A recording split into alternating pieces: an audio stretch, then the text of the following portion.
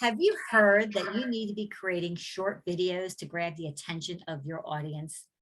As a business owner, we're learning that video is king and you need to use video more and more in order to get your audience and your clients to stop that thumb scrolling and to pay attention to your message. Hi, I'm Lisa Kanda, CEO of Elkay Advisors, and I'm here with you today with my marketing intern, Olivia Nieto. Hi, Olivia, welcome. Hi, how are you? And I just finished a blog post on, creating short videos and why it's so important. But we want to just jump in and do a short video for you today because when Olivia first started working with me, she hadn't created videos. Had you, Olivia? No, not at all. Brand new to her. And of course, I just made her dive right in and start creating videos for me because I need that kind of exposure and I need to get my audience to stop and look. So Olivia, what we're going to talk about today is a little bit about what you needed to overcome and some of the challenges and how we overcame them in getting videos started. So tell me about your experience when I first asked you, like, all right, we got to do video. Yeah. So yes, Lisa did not lie. She definitely threw me in head first. Plenty of encouragement, but especially when it came to videos, it was daunting at first, for sure. I'd never used the technology before. I didn't really know how to format a video to best kind of appeal to viewers or anything. So I was like, okay, we're going from here.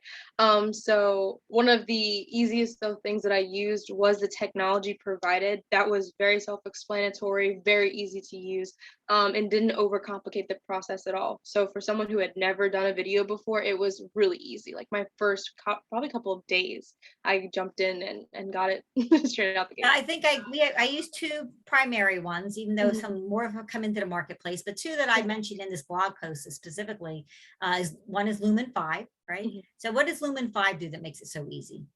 So the awesome thing is that it can take a direct blog post that you have and pull out all of the most important content and just kind of auto populate a video. You do need to go in and tweak it, of course, just to make it a little bit more specific, but that was what made it the easiest for me, for sure. Great. Yeah, so Lumen 5, the links are in the blog post.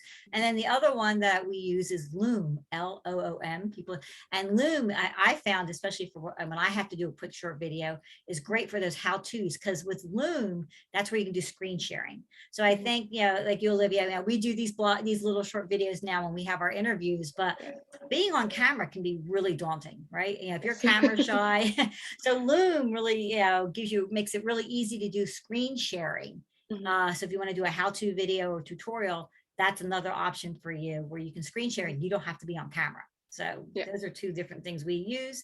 And then of course we do some lives. Now this is pre-recorded for anyone who's watching this, but we do some live videos.